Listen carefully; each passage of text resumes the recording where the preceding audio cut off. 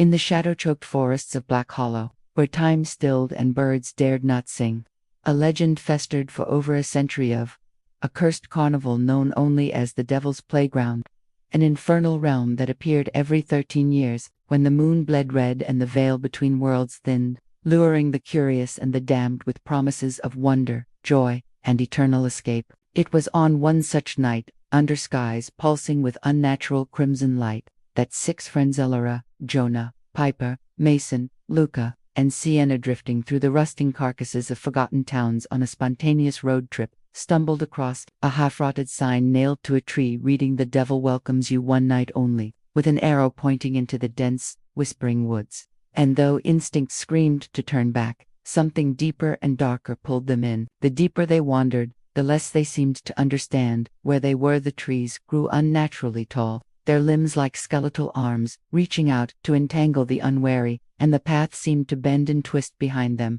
until they emerged in a clearing soaked in a pale, sickly glow where the carnival awaited, a sprawling landscape of warped tents, blood-red banners, rides built from rust and bone, and laughter that rose in the air like smoke, laughter that didn't belong to anything human. A crooked clown greeted them at the gate, its eyes twin voids, its grin stitched tight and oozing, handing each of them a ticket engraved with their names in crimson script, and whispering in a voice like cracking glass, "Win your way free, or stay forever." Ignoring their unease, the group entered, and the gates vanished behind them. Each attraction of the carnival wasn't built for amusement, but for revelation, dark, twisted trials that exposed their sins, regrets, and buried traumas. Piper, haunted by guilt over her brother's drowning, was lured into a water tank act, where she relived the moment again and again, until the water filled her lungs. Mason, ever the thrill-seeker, tried the roller coaster called the Screamer, only to find it never stopped,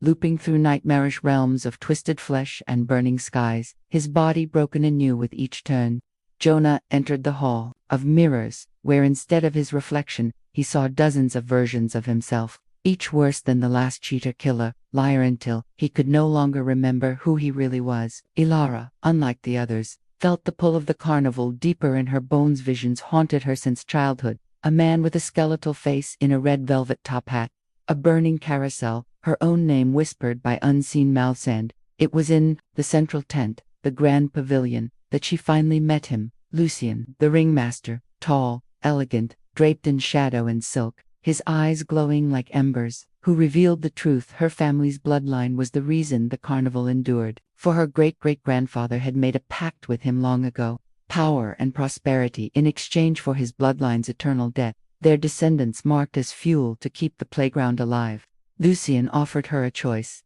stay and rule by his side as the new mistress of the Midway, or attempt to free her friends and destroy the playground, knowing the cost would be her soul. As Luca was devoured by the beast in the lion Kaja thing that wore human skin and wept as it ate, and Sienna was swallowed by the carousel that spun backward through memories, until she faded into infancy and vanished entirely. Alara realized the only way to end it was to burn the devil's seed at its source, the heart of the carnival, a black pulsing orb hidden beneath the grounds, born from her ancestors' severed heart, battling nightmares made flesh, including her dead father who had once survived the carnival only to go mad. Alara used her blood to unlock the chamber and light the infernal blaze with the torch of Lucien's own cursed cane, igniting the entire carnival in screams and crimson flame. But even as it burned, Lucien whispered that nothing truly ends in the devil's playground, that it only sleeps. Ilara, dying, wrote a final message in her blood on the bark of a tree: